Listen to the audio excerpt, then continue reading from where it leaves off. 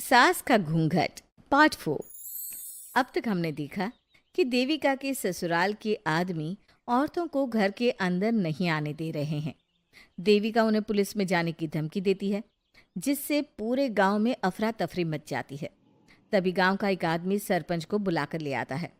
सरपंच उनके घर के बाहर का नज़ारा देखकर कहते हैं, जोगिंदर जी, ये आपके घर की औरतों ने कैसा हंगामा मचा रखा है। आपका घर तो संस्कारों की मिसाल था, लेकिन ये मैं क्या देख रहा हूँ। आपके घर की किसी औरत ने घूंघट नहीं कर रखा। अब सरपंच जी, हमारे घर की औरतों को इस देविका ने बहकाया है। हमने पहले ही इन सबको चेतावनी दी थी कि अगर ये घर से बाहर गई तो हम इन्हें घर में नहीं आने देंगे। अब ये देविका हमें धमकी दे रही है कि पुलिस को बुलाएगी। क्या? पुलिस? इस गांव का बरसों पुराना इतिहास रहा है। इस गांव में कभी पुलिस नहीं आई। गांव के सभी फैसले हमने मिलजुल कर किए हैं। जोगिंदर, तुम्हारे घर का फैसला पंचायत करेगी। सरपंच जी, आपने ठीक कहा। पंचायत दोनों तरफ की बातें सुने और जो भी फैसला पंचायत करेगी वो हमें मंजूर होगा। तो ठीक है, आज दोपहर को सभी गांव की चौपाल पर इकट्ठा होंगे और वहीं तुम्हारे घर का फैसला होगा। सरपंच वहां से चला जाता है। घर के आदमी घर के अंदर जाकर दरवाज़ा बंद कर लेते हैं और घर की औरतें वहीं घर के बाहर पेड़ के नीचे बैठ जाती हैं। तभी विमला कहती है, देविका बहू, तुम्हें भूख लगी होगी ना? नहीं माँ जी, मुझे भूख नहीं लगी, मैं ठीक हूँ। बहू, तेरा बच्चा छोटा है अभी, तुझे भूखा नहीं रहना चाहिए।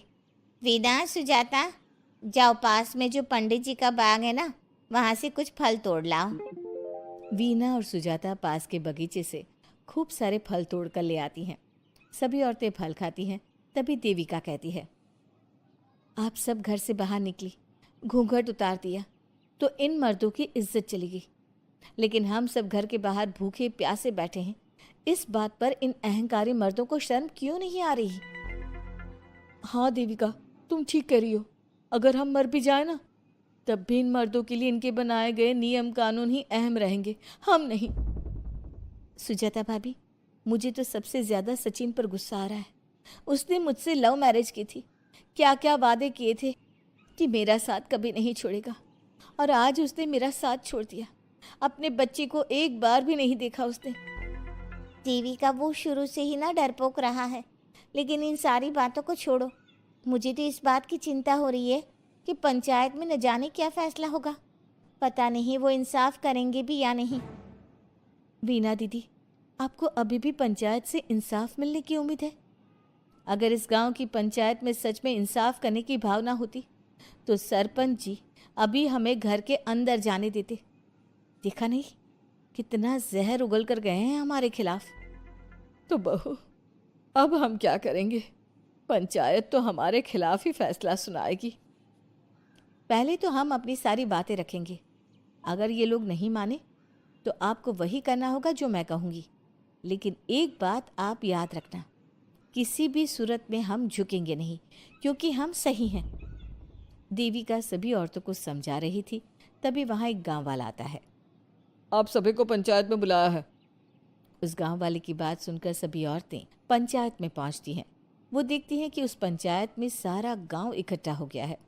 बहुत सारी औरतें लंबे लंबे घूंघट करके वहां आई हुई हैं।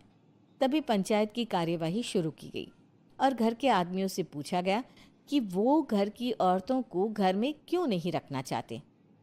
हमारे घर की औरतें ना तो घूंघट उतारती है और ना ही किसी डॉक्टर से इलाज करवाती है, और हमारे मना करने के बाद भी इन सब ने घर से बाहर कदम रखा, हमसे ऊंची आवाज़ में बात की।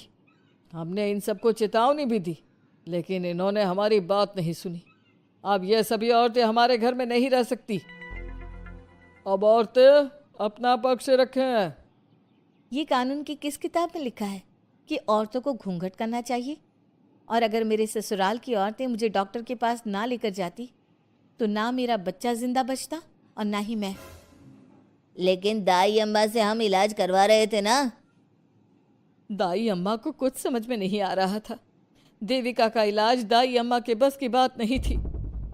काफी देर तक दोनों पक्षों में बहस चलती रही। दोनों एक दूसरे पर आरोप प्रत्यारोप लगाते रहे, लेकिन दोनों पक्षों की बात सुनने के बाद पंचायत ने जो फैसला लिया उसके लिए तो देविका पहले से ही तैयार थी। दोनों पक्षों की बात सुनने के बाद पंचायत ने यह फैसला किया है कि सारी गलती महिलाओं की है। अगर वो अपने अपने पतियों से माफ़ी मांग लेती है और वादा करती है कि भविष्य में कभी ऐसी गलती नहीं दोहराएंगी, तो वो घर के अंदर प्रवेश कर सकती हैं। हमें पंचायत का फैसला मंजूर नहीं है। हमने कोई गलती नहीं की जो हम माफ़ी मांगे। और किस बात का वादा करें हम? हमने देविका की जान बचाई है, तो आप हमसे भविष्य में किसी की जान ना बचाने का वादा ले रहे हैं क्या? अगर तुम्हें पंचायत का फैसला मंजूर नहीं है तो तुम सबको घर में नहीं पुरानी हवेली में रहना होगा, जो अब खंडहर बन चुकी है। यह खंडहर तुम्हारे घर के सामने ही है। सरपंच जी, आपका फैसला सही नहीं है। एक बार और सोच लीजिए इस फैसले के बारे में। ओ शहर की छोरी, 4 किताबें क्या पढ़ ली, हमें सही गलत का पाठ पढ़ाएगी? तुझे पता नहीं कि पंचायत का फैसला यहाँ सदियों से चलता आया है और लोग उसी को मानते आए हैं। अच्छी तरह जानती हूँ सरपंच जी। अगर मैं चाहूँ तो आपके इस फैसले को कोर्ट की चौखट तक ले जा सकती हूँ। पुलिस को बुलाकर अभी घर के अंदर जा सकती हूँ। पंचायत और घर के आदमियों की शिकायत पुलिस में कर सकती हूँ और अपने बच्चे को उसका हक दिलवा सकती हूँ। लेकिन नहीं, मैं ऐसा नहीं करूँगी। मैं उसी खंडहर में रहूँगी और इस गांव के आदमियों को दिखा दूंगी कि औरत खंडहर को भी महल बना सकती है, और वो भी बिना किसी आदमी की मदद के। सारे गांव की औरतें देविका की बातें सुनकर हैरान हो जाती है। उनका जीवन घूंघट और घर के 4 दीवारी के बीच में ही था। कोई औरत अपने हक के लिए पंचायत से भी टकरा सकती है, ये बात उन्होंने पहली बार सुनी थी। अब देविका घर की औरतों के साथ खंडहर में चली जाती है। माँ जी, ये खंडहर तो काफ़ी पुराना है। भाभी, खंडहर पुराने ही होते हैं। मुझे तो डरावना भी लग रहा है। मैं डर की वजह से कभी इस खंडहर के आसपास भी नहीं आई, लेकिन मुझे क्या पता था कि एक दिन इसी में रहना पड़ेगा। ये तो टूटा फूटा भी पड़ा है। माँ जी, एक काम करते हैं, ये खंडहर तो काफ़ी बड़ा है, इसलिए एक हिस्से की साफ सफाई करके उसे ही रहने लायक बना देते हैं। बाद में धीरे धीरे पूरा खंडहर ठीक कर लेंगे। हाँ बहू, तुम ठीक कह रही हो। विमला भाभी और मैं इस खंडहर के टूटे हुए हिस्सों पर मिट्टी और ईंटें लगा देते हैं। सुजाता और वीना, तुम साफ सफाई कर लो। सभी औरतें मिलकर खंडहर के एक हिस्से को सुधारना शुरू कर देती है और काफ़ी देर तक मेहनत करने के बाद वो उस हिस्से को काफ़ी हद तक अच्छा कर लेती हैं। और इसी तरह रात हो जाती है। सभी औरतें बैठकर बात करती है। माँ, हमने इस खंडहर को घर तो बना दिया है, लेकिन ये घर चलेगा कैसे? हाँ माँ जी, मैं भी यही सोच रही हूँ। और हम सब तो बड़े हैं, गर्मी सर्दी भूख कुछ भी आसानी से बर्दाश्त कर सकते हैं। लेकिन देविका का बेटा बहुत छोटा है, उसे तो हमें अच्छी तरह से पालना होगा ना। मैं भी यही सोच रही हूँ कि आगे हमें क्या करना चाहिए। कम्मू और मैं मिलकर मिट्टी का चूल्हा और मिट्टी के बर्तन बना देते हैं।